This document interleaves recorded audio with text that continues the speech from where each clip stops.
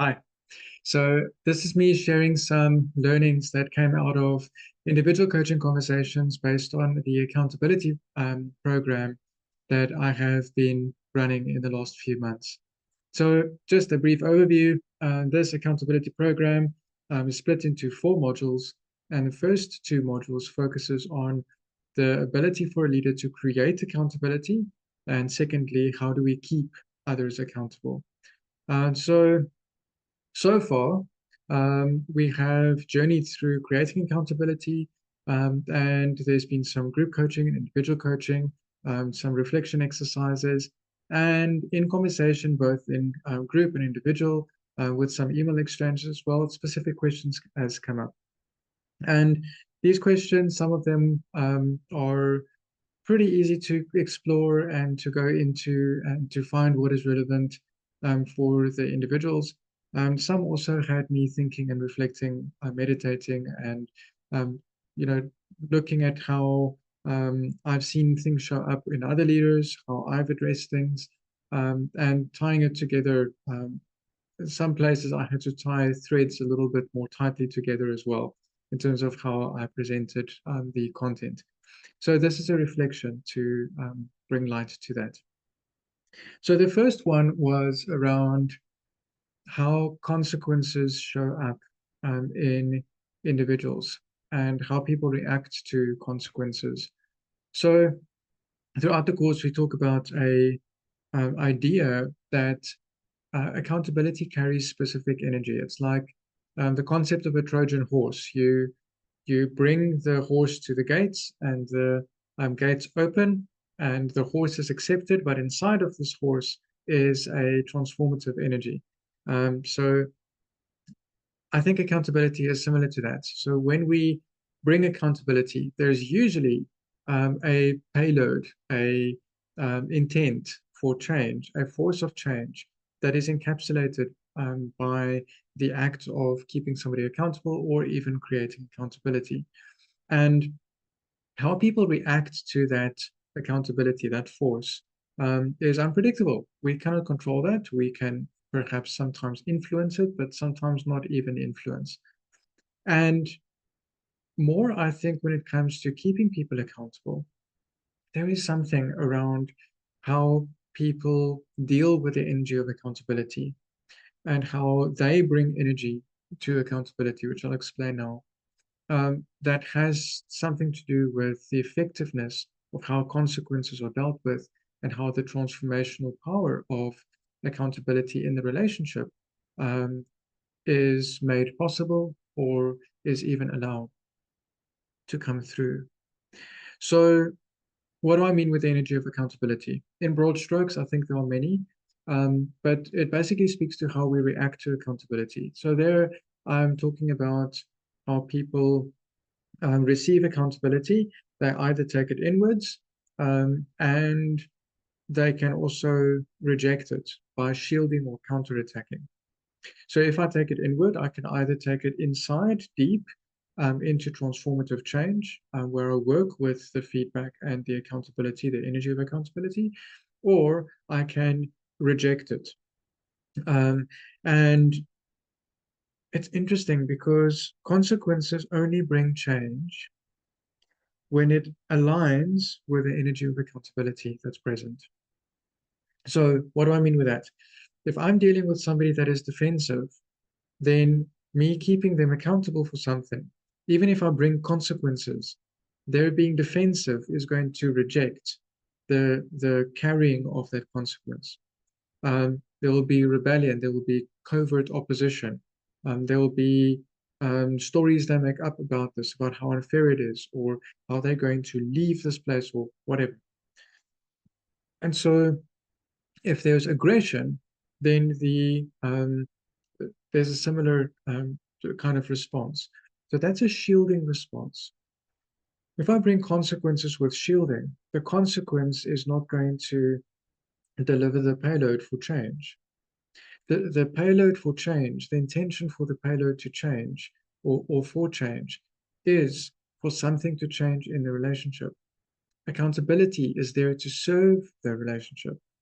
So If I bring accountability to keep somebody accountable and they are shielding or they are defending or they are counterattacking, then even if I bring consequence and have them bear that consequence, it is not going to have the intended effect necessarily of bringing the change that the relationship needs at that point in time. There will be a shielding and a rejecting thereof. So the question then is it a good thing for us? Is it wise for us? Is it the right timing for us to bring the consequence? As leaders, sometimes we don't have the choice. We have to bring a verbal warning. We have to bring an actual warning. Or we have to simply work through the weekend in order to ensure that we don't lose a client because somebody broke the delivery process or they broke the rules. Those are the consequences. Um, in our close relationships, sometimes it is similar. Sometimes I need to do what is right for me because of what you did. Or sometimes I need to put in boundaries because of what had happened. Those are the consequences. Now, the interesting thing here is that how the energy of accountability is dealt with, what that energy now is in terms of how the recipient deals with it, that influences the ability for the relationship to change or to heal or for us to learn from it. And oftentimes it helps to align the consequence to the energy. What do I mean with that? So if I'm noticing that the person is open, they are taking the force of accountability inward, they're taking it down into fertile, then oftentimes it is useful to build on that, to support that, or to be be sensitive to the fact that, okay, this person already understands the impact. They feel bad for what happened. They have remorse. They understand what it did to our relationship and to others. So part of the consequence that can support that is to support them in making sense of how they want to go and repair the relationship. And that process might be enough for them in terms of learning, in terms of amending what needs to happen so that the relationship is whole, so that the relationship is stronger, so that we can move forward. And it can support them in their learning process through this. So the consequence of then going to say sorry, meeting with a team to talk through it, facing the people that they had an impact on, that could actually support the energy of accountability, the energy of taking it inward.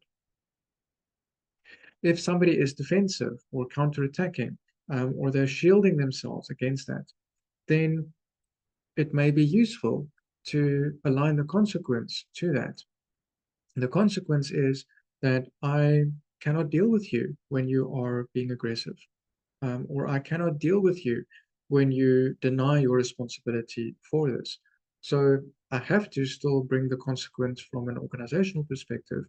And relationally, there may be another consequence to this. And that is what I'm expressing to you now. I'm noticing that you're being defensive, or I'm noticing that you do not take responsibility for what happened. So let me work with you around that. Did you commit to this piece of work? Yes or no? Did you understand that it was your responsibility to update the client if you were not going to make the deadline? Yes or no? Was this something that we agreed? Okay. Did you execute on that responsibility in a responsible way? No. So what I'm doing here is I'm helping them to reflect so that they can connect with the consequence, they can connect with the impact. Why? Because they are defensive and they are shielding. The best way for me to bring consequence right now in the moment is for them to deal with their defensiveness. When they have dealt with their defensiveness, then the accountability, the consequence actually lands in fertile soil. The transformation can actually happen. It becomes possible for that to happen. If somebody is aggressive, similarly, um, rather than also shouting and becoming aggressive, which will just have them shout louder, I can work with their aggression and consequence by simply saying, I'm noticing that you are raising your voice. I'm feeling aggression from you in this conversation. It is my job and my role to keep you accountable for what had happened. Whether you think this is fair or not, your aggression right now is unwarranted. I cannot speak to you. I cannot deal with you when you are shouting. Is this a conversation or not? So I'm not shouting. I'm not screaming. I'm not forceful. I'm simply reflecting back. What's useful about that is that if I ask them the question, is this a conversation or not? It makes them aware of how they are behaving. I can even go further than to say, um, we are no longer in conversation. You are shouting and I am talking. Just simply stating that as a fact already can bring self-awareness. It can already bring the consequence to say, okay, well, Will is not going to talk to me about this. Will is not going to engage with me about this in a productive way for me to get what I want. So me delivering, shouting and screaming or aggression is not going to give me what I want. That's the immediate consequence. So working first with the energy of accountability may actually help in then delivering the consequence in a way that can serve the relationship. So I hope that this learning makes sense. I'm realizing as I'm talking through it, it is quite involved. Um, it may be complex or complicated. So I hope that this sharing of the learning is useful or spark some curiosity for you. And please do share your experiences and your thoughts around this.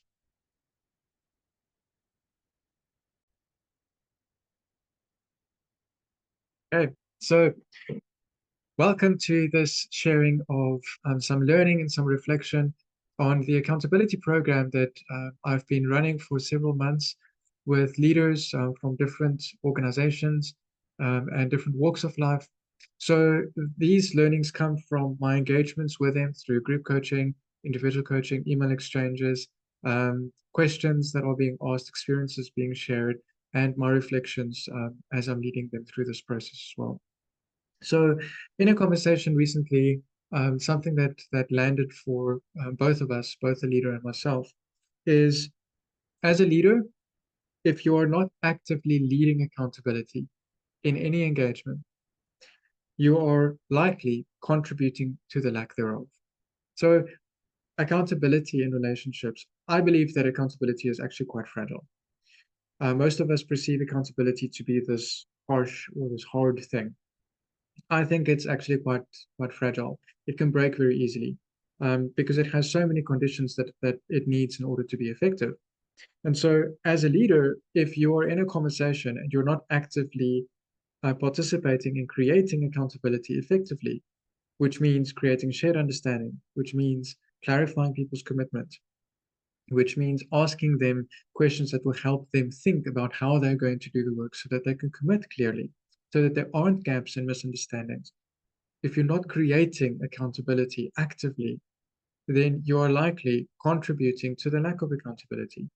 Our job as leaders is to bring the vision or to help clarify the vision and to support people in making sense of how they're going to get there. We keep on pointing the direction. We don't tell people how, hopefully, we don't tell people how to do it, but we keep on saying we want to get there.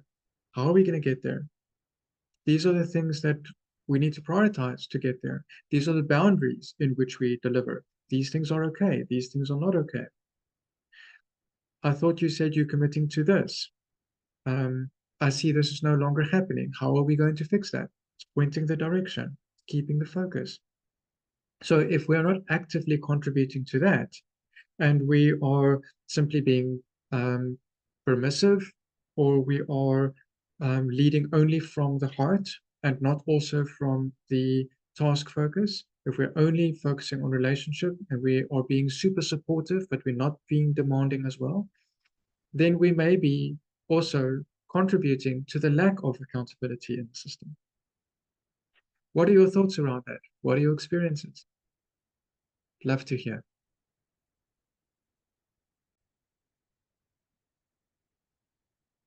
Okay, so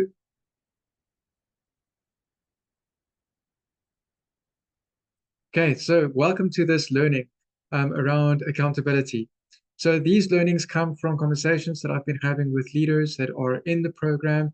And this has come through group coaching, through individual coaching, through some email exchanges, questions that people have asked, as well as my personal reflection after having been involved with these leaders, listening to their stories and their journeys, and witnessing how they're growing in their accountability leadership. So a realization that happened in a conversation recently is thinking about how, as leaders, sometimes we are between two polar opposites. One being the desire to be in right relationship, to be kind, to be gentle, to stay connected with people, to be supportive, not to be harsh, not to be dictatorial, but at the same time to be effective in creating accountability, to keep people accountable, to create the structure. And this is sometimes an either or, as opposed to a scale through which we can move as leaders, or the ability for us to lead with both at the same time. Another way to put it is being supportive and demanding. Another way to put it is to be focused on relationship and task focus. There are many, many, many, many polarities like this in leadership, I think, that explain accountability, and that is quite popular in management literature. So, talking through this and thinking through this, it occurred to me that as a leader, you can create accountability, and you can be effective in doing that. And then when people do not show up in accountability, sometimes we have the desire to jump in or to rescue, or if they are going through a crisis, like if somebody is sick or if they had to go to the hospital or if there was a car accident or something, we want to jump in and we want to rescue. And that's on this side, right? The relational side, the supportive side.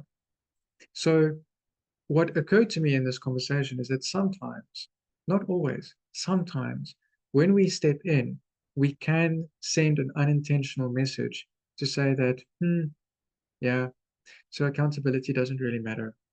My leader will rescue me if I give them the right story, if I give them the right conditions, if they take pity on me, and here's the key word, taking pity.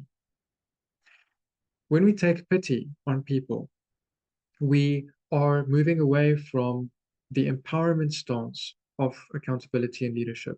As leaders, we empower people to take ownership, to commit to it, to do what they say they are able to do.